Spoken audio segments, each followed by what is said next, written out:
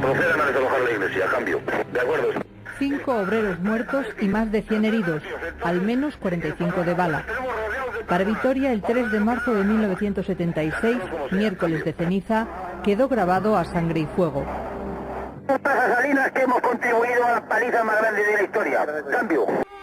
5.000 personas llenaban la parroquia de San Francisco en el barrio de Zaramaga, tras semanas de paros en varias empresas alavesas.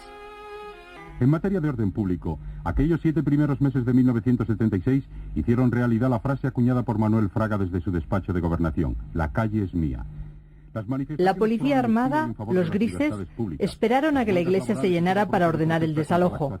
Optaron por tirar los botes de humo y claro, el ambiente se hizo irrespirable, ¿no? Entonces hubo gente más mayor que optó por romper los ojos de buey para poder respirar y para salir por ahí, sobre todo los más jóvenes, ¿no? que éramos más ágiles por salir.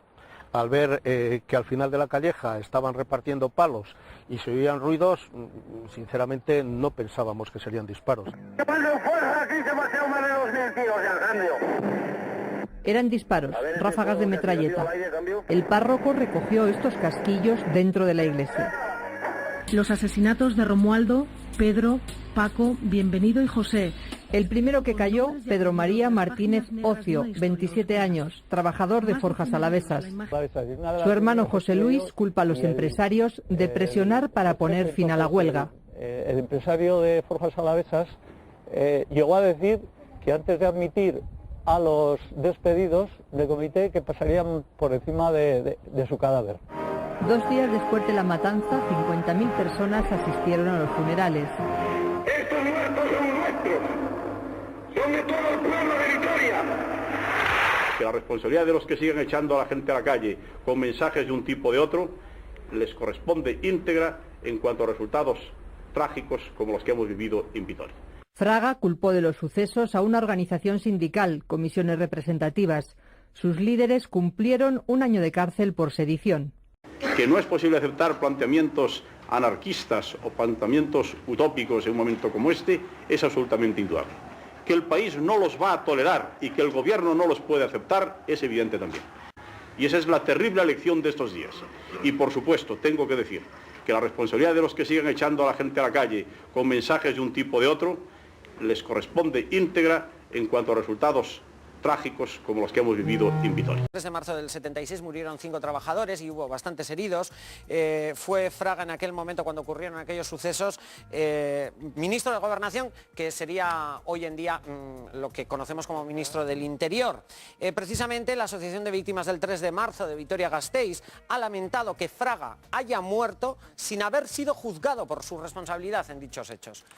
Sí, yo comparto desde luego ese lamento. Creo que yo no veo mucho Mr. Hyde, yo veo bastante más Dr. Jekyll. Otra cosa es que por razón también de la evolución del país y de la inteligencia política de Fraga, que le sobraba, yo creo que no estaba falto de inteligencia política, pues hubiera optado por tomar una posición distinta en la transición. De todas maneras, así nos fue la transición, y que también está por valorar qué transición hemos tenido y cómo se ha repasado o no se ha repasado el franquismo, sus muchísimos crímenes, todas sus víctimas, y así hemos tenido la sociedad europea más amnésica de todas, más olvidada de su propia historia, con la historia dramática más reciente de todos los países europeos. Bueno, Fraga, decir que fue ministro de Franco, bueno, pues es decir y no es decir. Fraga compartió fines, métodos y decisiones de Franco, siendo su ministro. Los fines del franquismo, que eran muy serios, compartió sus métodos, que eran extraordinariamente graves y crueles, y compartió las decisiones que se tomaron. Y cuando fue ministro de Interior, efectivamente fue el dueño de la calle, porque lo dijo él, lo cual demuestra su altísimo talante democrático. Y Fraga, yo no sé si tiene directamente las manos manchadas de sangre, pero ha andado muy cerca de la sangre de gentes inocentes que fueron asesinadas y cuya situación, cuya posición o cuya consideración como víctimas de la violencia todavía no se ha tenido en cuenta. Y lo que ocurrió después con Fraga, bueno, pues un superviviente absoluto. Ha sabido sobrevivir en un país, en el único país europeo que seguramente ha sabido perdonar a quienes, como Fraga, no han sabido ni, por supuesto, reconocer el daño causado y menos aún pedir el más mínimo perdón por todos los gravísimos crímenes que cometieron. Ha sido la valoración de Garbiñe Biurrun sobre la figura de Fraga Iribarne. Nos vamos al teléfono. Arratsaldeon, buenas tardes. Arratsaldeon. Hola, ¿cómo te llamas? Javier. Javier, ¿desde dónde llamas, Javier? De Gasteiz. De Gasteiz. Precisamente estábamos hablando en relación a esta figura, la figura de Fraga Iribarne, los sucesos del 3 de marzo del 76. ¿Qué opinas? Sí, bueno, pues en función un poquito de lo que estaba diciendo la Garbiñe, que estoy bastante de acuerdo con todo lo que ha dicho. Entonces, bueno, pues lógicamente, pues llamando de Gasteiz, lo único que puedo decir es lo que él hizo, no lo pagó ni políticamente, porque luego tuvo una larga carrera política, ni por supuesto penalmente, que es lo que tiene que haber hecho. Entonces, bueno, yo creo que él es un fascista, es un franquista, que en su época era una persona bastante lista, entonces él, para seguir aferrado al poder, pues dio los giros que él vería conveniente dar. Pero no hay que olvidar lo que hizo. Y creo que, bueno, él siguió en política, casi como Martín Villa, también implicado en los sucesos del 3 de marzo, pues ahora está en el Consejo de Administración de alguna gran empresa. Es decir, estamos en un estado donde todos los que han estado en los gobiernos o implicados en la dictadura franquista, pues ahora están o en grandes corporaciones o en cargos políticos importantes, y muchos de ellos amasando fortunas a costa de la población republicana, que por supuesto nunca van a dar, no van a pagar ni políticamente ni penalmente. Javier, ¿de qué manera se podría haber reparado precisamente la memoria de los fallecidos en el 3 de marzo en Vitoria-Gasteiz? Pues yo creo que es un tema muy complicado, que aquí ya en Gasteiz pues es muy sangrante, ¿no?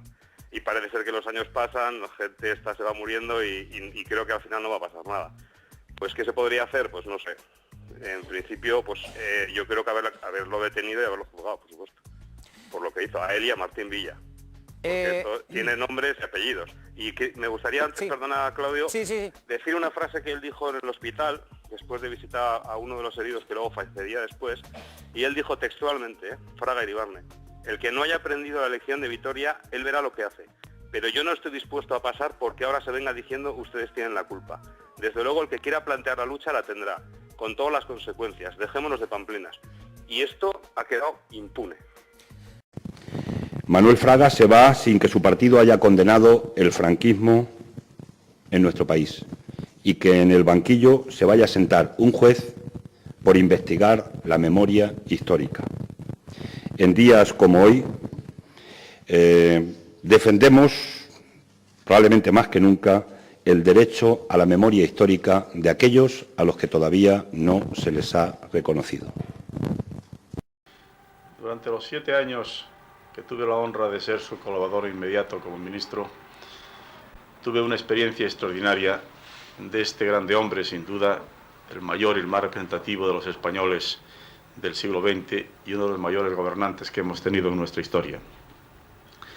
Franco era un gobernante que sabía delegar, que sabía escuchar.